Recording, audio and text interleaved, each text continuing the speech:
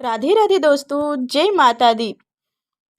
सिंहासनी नगताए नितय पांडश्रित कदाए शुभदास्तु सदा देवी स्कंदे माता या सविनी या देवी सर्वभूते माँ स्कंदे माता रूपणी संस्थानिनी नमस्तुते नमस्तुते नमस्तुते नमो नमः।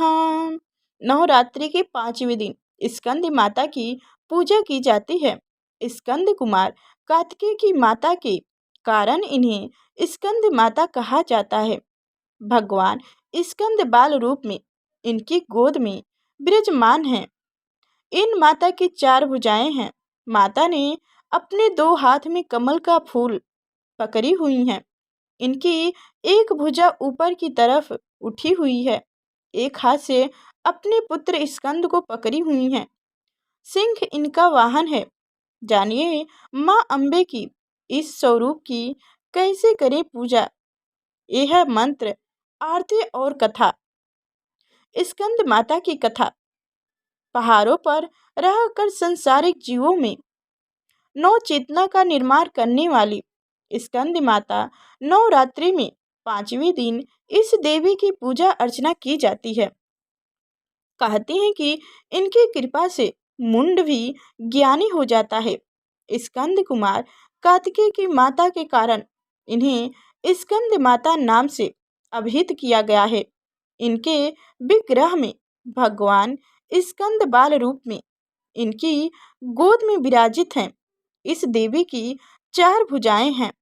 ये दाएं तरफ की ऊपर वाली भुजा से स्कंद को गोद में पकड़ी हुई हैं। नीचे वाली भुजा में कमल का पुष्प है। बाईं तरफ ऊपर वाली भुजा में वरदान मुद्रा में है और नीचे वाली भुजा में कमल पुष्प है। इनका वर एकदम शुभम है। एक कमल के आसन पर विराजमान रहती हैं, इसलिए इन्हें पंडासनी भी कहा जाता है। सिंह इनका वाहन है। इस देवी विद्वानों और सेवकों को पैदा करने वाली शक्ति हैं, यानी चेतना का निर्माण करने वाली। कहते हैं कालिदास द्वारा रचित रघुवंशी महाकाव्य और मेघदूत रचनाएं स्कंद माता की कृपा से ही संभव हुई है। स्कंद माता की पूजा से मिलता है ये वरदान। जिन लोगों को संतान प्राप्ति में बाधा आ रही हो, उन्हें माँ के इस स्वरूप की पूजा करनी चाहिए। आदि शक्ति का यह स्वरूप संतान प्राप्ति की कामना पूरी करने वाला माना गया है। स्कंद माता की पूजा में कुमार कार्तिकेय का होना जरूरी होता है, तो इसलिए सुनते हैं कार्तिकेय का जन्म हुआ और तारकासुर का अंत। इस कथा को भगवान शंकर और माता पार्वती के मांगलिक मिलन को कई वर्ष बीत गए, लेकिन संतान की प्राप्ति नहीं हुई। देवता विचलित हो गए थे। उनको लगा कि भोले बाबा तो वास्तव में भोले हैं, सन्यासी हैं, वह मांगलिक मिलन नहीं करेंगे। जब वो ऐसा नहीं करेंगे तो पुत्र की प्राप्ति कैसे होगी, कैसे तारकासुर का वध होगा। देवता स्तुति करने लगे। तब कहने लगे, लेकिन भगवान शंकर और पार्वती जी को कोई संतान नहीं हुई। बताते चले कि एक तारकासुर नामक असुर था। उसने ब्रह्मा जी से वरदान प्राप्त कर लिया था कि उसकी मृत्यु यदि हो तो शंकर जी के शुक्र से उत्पन्न पुत्र द्वारा ही हो, अन्यथा नहीं। बहुत चालाक था तारकासुर। उसने सोचा ना शंकर जी का विवाह करेंगे, ना उनके संतान होंगी और ना उनका वध होगा। इस तरह वह तो अमर और अजर हो जाएगा। उनको क्या पता था कि उसके काल का निर्धारण तो पहले ही हो चुका है। भगवान शंकर और पार्वती के मांगलिक मिलन के बाद भी जब कोई संतान नहीं हुई तो सब विचलित हो गए, सर्वाधिक परेशान हो उठे। तो इंद्र थे, तो तारकासुर से पीड़ित थे।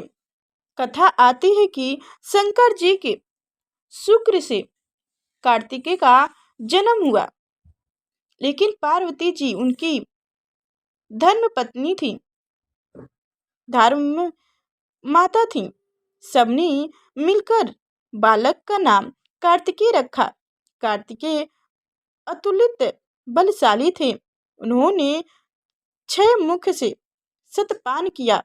देवता बार बार शंकर जी से आराधना कर रहे थे कि तारकासुर के वध के लिए कार्तिकेय जी को कहिए। आखिरकार समय आया तो कार्तिकेय ने तारकासुर का वध कर दिया। तारकासुर के वध के साथ ही 2 बातें पूरी हुई।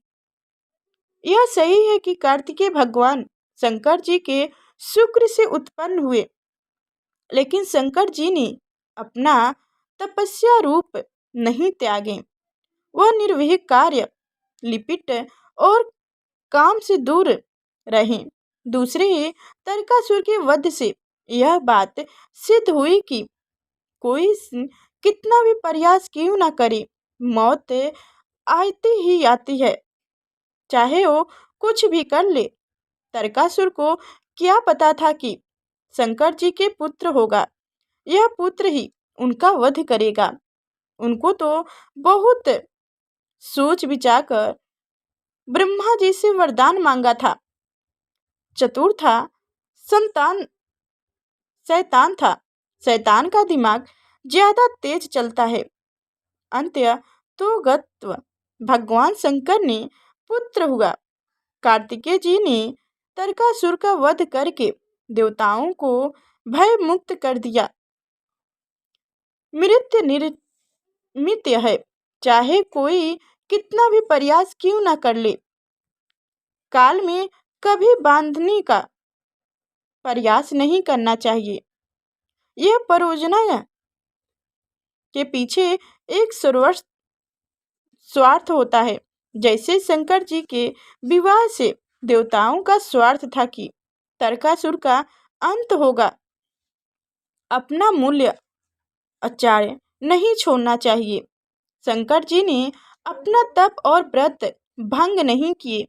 पार्वती जी के साथ विवाह किए, लेकिन कार्तिकेय का जन्म कहीं और हुआ। हर जन्म और संसार विवाह के पीछे हित की महत्वपूर्ण होते हैं। शंकर जी के कालजयी और महादेव को उन्होंने ना जाने कितनी बार भस्म किया, लेकिन वह हर बार खड़ा हो गए। इनका अर्थ यह है कि उनके आवेग से अच्छे खासे लोगों का संयम भंग हो जाता है, लेकिन शंकर जी का नहीं हुआ। इसलिए उनको वंश में रखो जैसे शंकर जी ने किया। तो अब सुनेंगे स्कंद माता की आरती। जय हो तेरी स्कंद माता, 5वां नाम तुम्हारा आता। सबके मन की जाननहारी, जग जननी सबकी महतारी। तेरी ज्योत जलता रहूं मैं, हर दम तुम्हें ध्याता रहूं मैं। कई नामों से तुझे पुकारा, मुझे एक है तेरा सहारा। कहीं पहाड़ों पर है डेरा, कई शहरों में तेरा बसेरा। हर मंदिर में तेरा नजारे, गुरु गावे तेरे भक्त प्यारे। भक्ति अपनी मुझे दिला दो, शक्ति मेरी बिगड़ी बना दो। इंद्र आदि देवता मिल सारे, करें पुकार तुम्हारे द्वार। दुष्ट दैत्य सब चर कर आए, तुम की खंडा हाथ उठाए। दासों को दास बचाने आई, चमन की आस बुझाने आई। जय हो स्कंद माता। स्कंद माता को इन चीजों का भोग लगाएं। स्कंद माता को भोग स्वरूप केला अर्पित करना चाहिए। माँ को पीले वस्त्र अति प्रिय होती है, इसलिए केसव डालकर खीर बनाएं और उनका भी भोग लगा सकते हैं। जो भक्त देवी स्कंद माता का भक्ति भाव से पूजन करते हैं उसे देवी की कृपा प्राप्त होती है। देवी की कृपा से भक्ति की मुरादें पूरी होती है और घर में सुख शांति एवं समृद्धि आती है। माँ को प्रसन्न करने के लिए क्या करें? स्कंद माता की पूजा में धनुष बाण अर्पित करने का विशेष महत्व है। इन्हें सुहाग का समान अर्पित करना चाहिए। नवरात्र के 5वें दिन लाल वस्त्र में सुहाग की सभी सामग्री लाल फूल और अक्षत के समेत को अर्पित करने से महिलाओं को सौभाग्य और संतान की प्राप्ति होती है। स्कंद माता से मिलता है ज्ञान का आशीर्वाद। माँ की कृपा से बुद्धि का आशीर्वाद विकास होता है और ज्ञान का आशीर्वाद प्राप्त होता है। माँ की कृपा से पारिवारिक शांति की प्राप्ति होती है। माँ की आराधना से शुभता की प्राप्ति होती है। कैसे करें स्कंद माता की पूजा? नवरात्र के 5वें दिन सबसे पहले स्नान करें और स्वच्छ वस्त्र पहनें। पूजा स्थान पर चौकी पर स्कंद माता की तस्वीर या प्रतिमा स्थापित करें। प्रतिमा का गंगा जल से शुद्धिकरण करें। अब एक कलश में पानी लेकर उसमें कुछ सिक्के डालें और उसे चौकी पर रखें। उसके बाद स्कंद माता को रोली कुमकुम लगाएं और मेवे अर्पित करें। अब माँ की आरती उतारें। आरती के बाद घर के सभी लोगों को प्रसाद बांटें।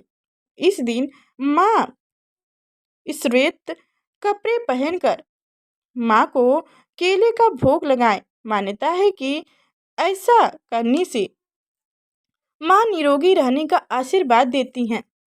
स्कंद माता का रूप। स्कंद माता की 4 भुजाएं हैं। दाएं तरफ की ऊपर वाली भुजा से उन्होंने अपने पुत्र स्कंद को गोद में पकड़ी हुई है। नीचे वाली भुजा में कमल का फूल है। बाएं तरफ ऊपर वाली भुजा में वरदान मुद्रा में है और नीचे वाली भुजा में कमल पुष्प है। इनका वर एकदम गोरा है। ये कमल के आसन पर विराजमान रहती हैं। इनका सवारी शेर है। तो स्कंद माता पूजा विधि। नवरात्रि के 5वें दिन पूजा में स्रोत रंग का प्रयोग करें। इस दिन पूजा करने से बंधु ग्रह से संबंधित दोष दूर होते हैं। इस दिन माता को केले का भोग लगाना चाहिए। स्कंद माता की पूजा स्रोत समय दिन का दूसरा पहर माना जाता है। इनकी पूजा में चंपू को फूलों का इस्तेमाल करना चाहिए। उन्हें हरे रंग की चूड़ियाँ चढ़ानी चाहिए। इनकी उपासना से बुद्धि प्राप्त होती है। तो ये थी स्कंद माता की 5वें दिन स्कंद माता की नवरात्रि की पूजा कथा। तो कैसी लगी कमेंट में अवश्य बताइएगा और हमारे चैनल पर नए हैं तो लाइक करके चैनल को सब्सक्राइब अवश्य कर लीजिएगा और साथ में बेल आइकन की घंटी दबा दीजिएगा ताकि आगे जो मैं नवरात्रि के 6वें दिन की व्रत कथा लेकर आऊँ तो सबसे पहले आप तक नोटिफिकेशन पहुँचे और जो हमारी कथा को सबसे पहले आप सुन सकें। तो नमस्कार दोस्तों।